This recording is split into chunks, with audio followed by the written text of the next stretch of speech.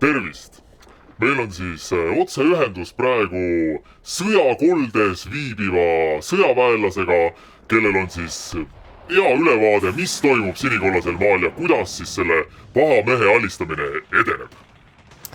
Tervist! No ütleme niimoodi, et läbi uudiste saate te võib-olla isegi veel parema ülevaate, kuidas see asi siin olema peaks.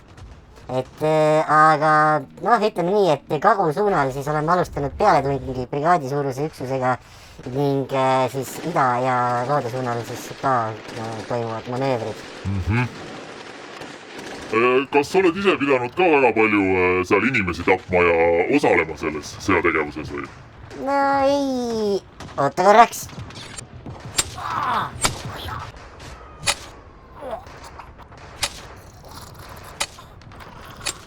No on jah siin lähiminevikus ette tulnud, et olen pidanud ise ka tapma ja sõjas paraku surevad inimesed. Ja lapsed.